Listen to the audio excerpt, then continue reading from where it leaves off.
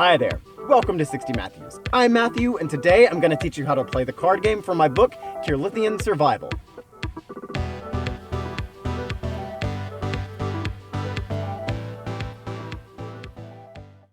This game has a single-player version and a multiplayer version, but today I'll be teaching you the single-player version since I'm only one man. It's going to seem a little math-heavy, but it's just simple addition and subtraction, and it becomes a lot easier after a couple of times of doing it. It's just a lot more intuitive than it seems. There are elements of strategy and planning and elements of chance, so it's just a game of controlling your risks. Let's get started. The first thing you want to do is decide on the size of your backpack, and that kind of dictates what level of difficulty you want to play at. 7 is pretty easy, 6 is kind of medium, and 5 is pretty hard. I've beaten it with 4, but it's very difficult and it's very rare. After you decide on the size of your backpack, you draw that many cards from the deck, plus 3 cards. So if you're playing the hard mode, you draw 5 cards plus 3 cards and pull 8. We're going to be playing it easy with a backpack size of 7. So plus the 3 cards, I'll be drawing 10 cards.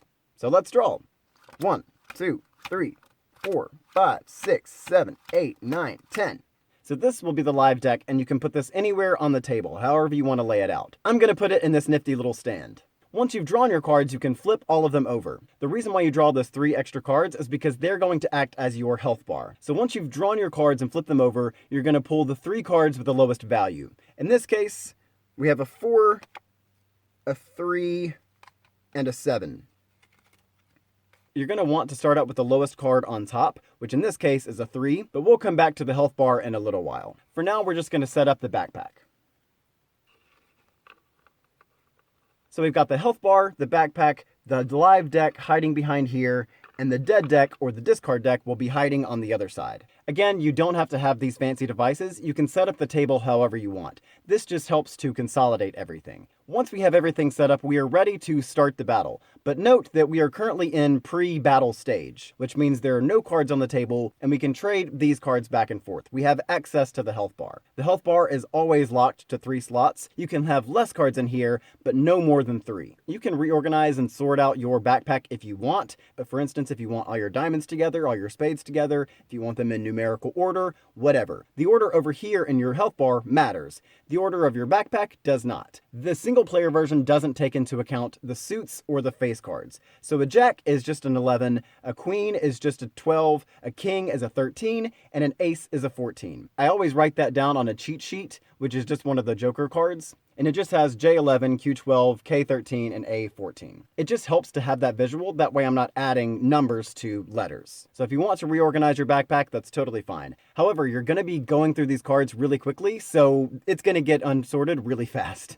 So let's battle! To battle, you're going to draw 2 cards and set them on the table. With every battle, every time you're going to draw 2 cards. The only time you don't draw 2 cards is if there's only 1 card left in the deck.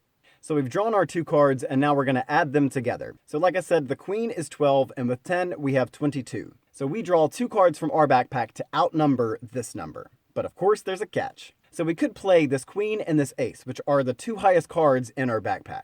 This is where the math can get a little bit easier. So instead of having to add up this ace, which is 14, and this queen, which is 12, we can just cancel these queens out. And we're left with the ace, which is 14, and the 10, which is 10. So if this is what we wanted to play, we would win by 4, which dictates how many cards we draw from the deck. So we would discard everything and draw 4 cards. However, your backpack can never exceed the size that you decided on in the beginning, which in our case is 7. So we can never hold any more than 7 cards at a time. So since we played 2 cards and we have 5 cards in our backpack, we can only fit 2 more cards in our backpack. If this was the case and we only had 2 cards in our backpack, we would be able to fit all of those 4 cards. But since this is the start of the game, our hand is pretty much full. So let's play something else. I still want to play this queen, which will cancel this one out. Now ideally, I would like to have another queen because that's 12, and that will beat this 10 by 2.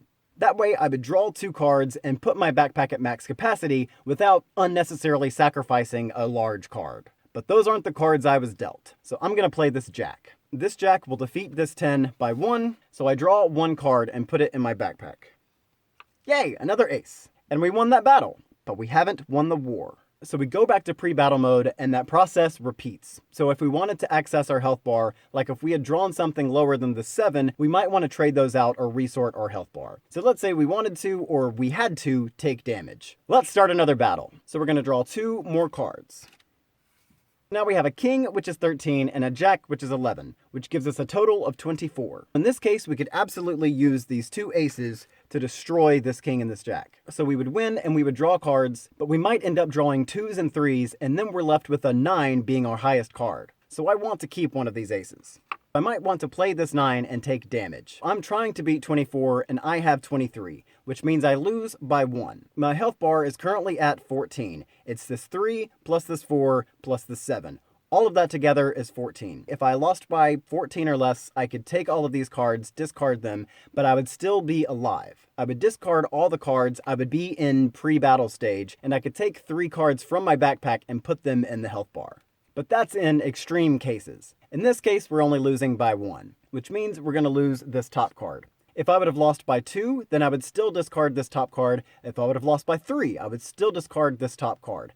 But if I would have lost by 4, which is more than the value of this top card, I would have to move on to the next card, and that process repeats. Since 3 and 4 is 7, then that process would repeat all the way up to 7, and then I would have to move on to the next card. Since that's the case, I can actually do something a little bit smarter than playing this 9. Since I'm losing this top card anyway, instead of losing by 1, I could lose by 2. I can lose by up to 3. I can play one of these 8s instead. That way I lose by 2 instead of 1, but I get to keep my higher card. So I'm going to pull this 3 and discard everything. Since I lost that battle and took damage, I can't draw any live cards from the deck. But now that I'm in pre-battle stage, I have access to my health bar again. In this case, I'm going to put this 8 over here. And here's another trick on how you can use the health bar. You can use it as like a second inventory system. Now I could go to battle with just 2 cards in here. I can go to battle with just 1 card in here. I can go to battle without any cards in here. But I won't be able to take any damage or I would die and the game would be over. So I could go to battle with just these 2 cards, but this 8 is currently just taking up space in my backpack. So I'm going to move him over here. And that way if I win by a lot in the next battle, then I'll be able to draw more cards. So let's do one more battle. So we have a 5 and a 3, which is great. And that's why I put this 8 over here, because it was kind of useless being in the backpack. I figured I was going to use my higher cards to draw as many as cards possible, and that way it just frees up an extra slot in my backpack. So I'm going to play these 2 9s. Now I always have to draw 2 cards out of the deck to battle, but I only have to play 1. Since I have a 9 and this is 8, that would have me winning by 1, and I would be able to draw 1 card. However, since we're low on cards, I'm going to play this other 9 and fill up my backpack. So since 1 slot is filled, I can draw 6 cards. And now we're in good shape. And since we're in pre-battle mode, we can better sort out our health bar. Since we drew a lot of low cards, then I want to put those in my health bar and put my higher cards in my backpack. Now again, you can have whatever cards you want over here. If you want to get rid of the lower cards and have more middle range like 6s and 7s over here, that's totally up to you. And that increases the size of your health bar, so that might be the way you want to play it. But just know that the order matters. For instance, if we had this 8 on top and we ended up losing by 1, we're still going to have to pull this card. And if there were cards on the table and we were in battle mode, then we don't have access to reorganize the health bar. We can't trade things out with our backpack. We can't reorganize this. All we can do with the health bar while we're in battle mode is discard however many cards we have to. But that's basically how you play the game of survival. The idea is to make it through an entire deck while still being alive. It's pretty hard, it's pretty ruthless, and you're not guaranteed that you'll win. Even whenever I get down to just a few cards, I think, oh, I got this now, but then I end up losing with just a couple of cards left. It happens more often than not. I know there's a little bit of math with the adding and subtracting, but I promise it gets easier after a few times of doing it, and you can have a calculator next to you if you don't want to do that math. But it's surprisingly addicting, and as you play the game more, it becomes pretty intuitive, and you start to get lost in your imagination.